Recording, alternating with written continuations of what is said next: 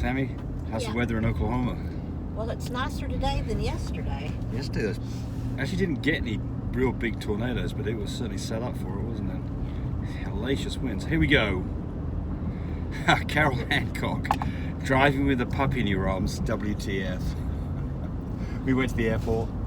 That's somewhat true. I mean, yeah, it's like, you know, we'll take that comment as being we're bad people. Yes, we won't do that again. Thank you for pointing that out. Some blah blah blah blah. Somebody's asking about whether a puppy's available. Yes. Call Tammy 58079. Well, that little girl. Can it happen or not? I don't know. We're debating whether to keep her or not. But you can call Tammy if you want. 580-799-1910. And then Chanel's got a girl and a boy left. 580-799-2875. Platinum fluffy carriers for her, and then my little girl is a blue and tan, carries testable chocolate and cocoa. Jack Boy, I have a girl who's been consistent with PG levels on day 5 and 8 and levels 8 and 9. What does this mean? It means that she's probably young and she's probably having a prolonged heat. But at those numbers you're going to have to test every day to find out when she's ready to breed. You didn't say what kind of a machine it was, but if it's an IDEX, then you're breeding on 50. And that could be as little as 1 day. That's the problem. Someone's saying, looked at Amazon. I don't know if you were looking about our whelping kit. The whelping kit itself, you've got to buy from us. The crate, you can buy a 42 by 28 is great for Frenchies. A 48 by 30 is great for bigger dogs. PetSmart, Walmart, Amazon all have those. You'll find them there. Is Goldfinger still available? Well, Goldfinger is a stud dog of ours, so he is available as a stud. And he's been producing puppies, very pretty puppies, that are, he is a new shade. So he is little d, little b, little co, no brindle, no pied. And he's produced some puppies for us. In fact, that one puppy that somebody asked about is one of his puppies. Love this little dog, but he's not for sale, he is for stud service.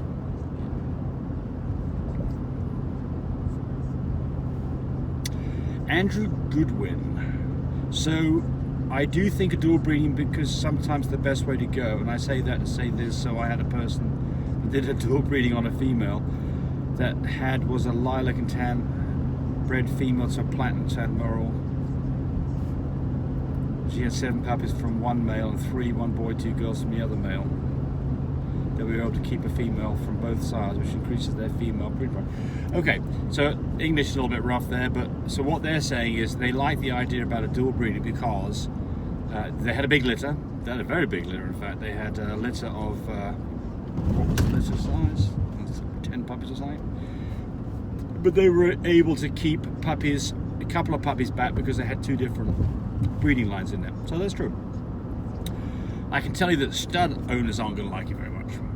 So they're not going to be on board. And so if you're going to do this, you definitely need to let the stud owner know what you're doing. That's the only fair way to do this. If you do it with us, we'll give you a thumbs up on it.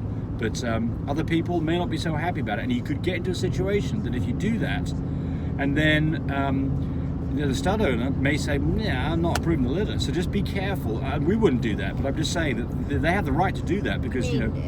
Doing 2 different studs? Yes, to one female. Right. Well, I'm not just real crazy about it, but well, you have to have the DNA checked out. Oh, you're gonna have to do DNA parentage. You have to do a DNA. It's gonna cost you $40 a puppy.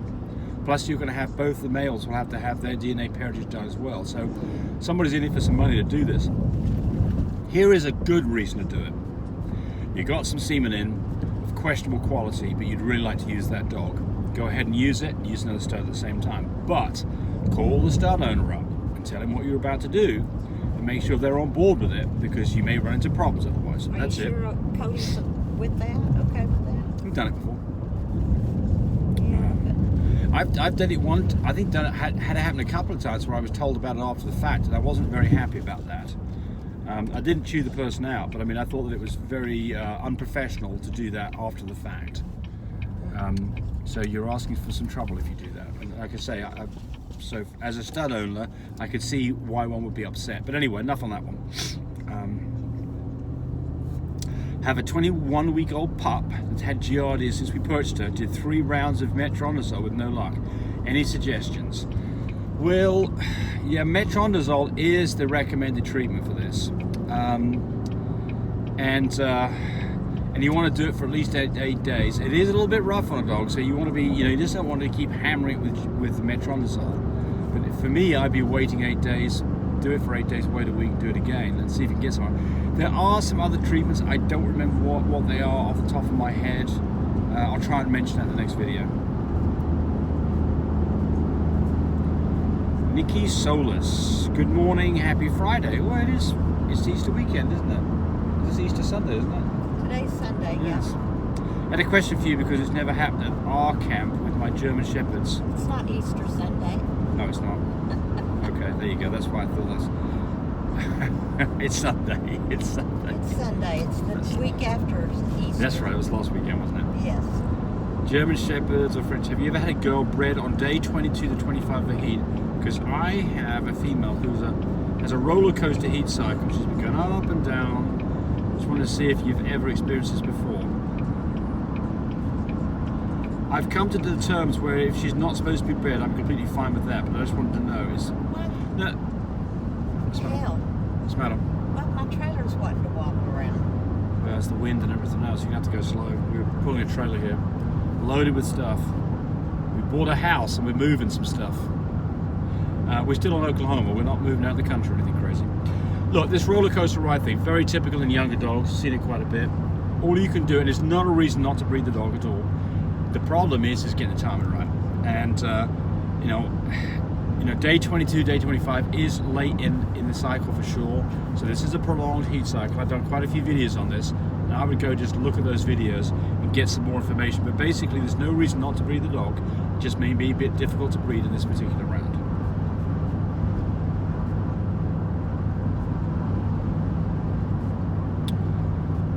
I love dogs. Talking about double Murals.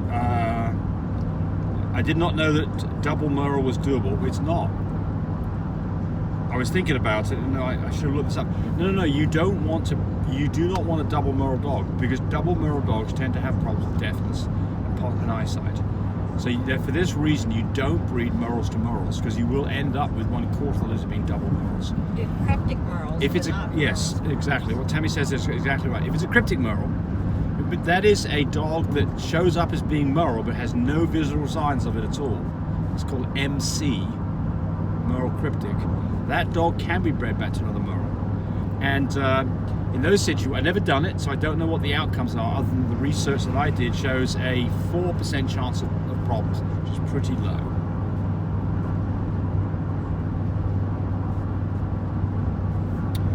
Have you ever had a girl who, this is Princess Peach, missed 2 breedings with TCI? Would you do an SI next? Vet suggested it's best. Just wanted to get your thoughts. So,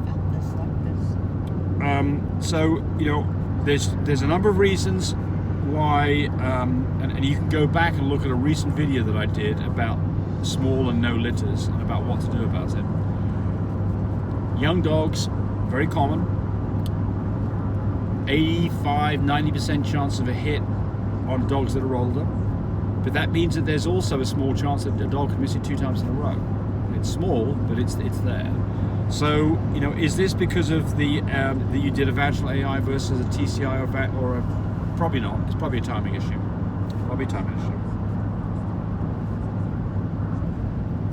Jesse Grows, what temp does the kit you guys have need to be set on? Does it come preset? It does come preset. You can adjust it. There are instructions with it. It's extremely simple to do.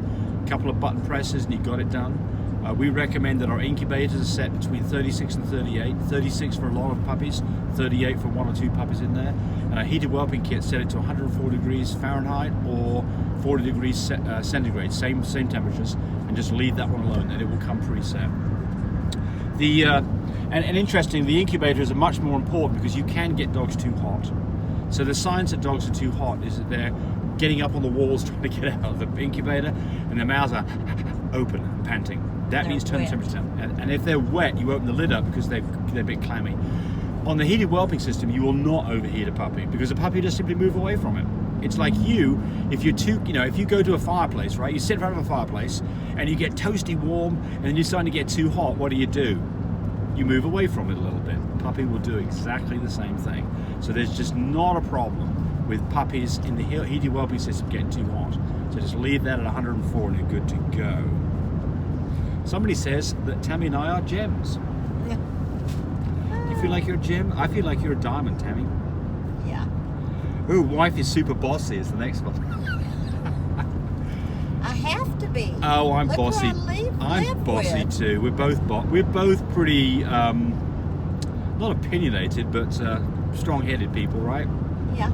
Yeah. We both have our ideas about things. The problem is that when you're right most of the time, you don't realize when you're wrong. Hey, when I'm right, I have to fight for him to claim that I was right. When we're not on video. I'm more than happy to admit that I'm wrong when I'm wrong. The problem is that, like most of you, most of the time you're right. So let's say that you're right 90% of the time, what's the chances that you're wrong on this? 1 in 10. It's not very good odds that you're wrong. That's all it is. Tammy looks strikingly gorgeous in white. Oh, you read that the other day. I did. That's Easton Meyer. So I just repeat that one.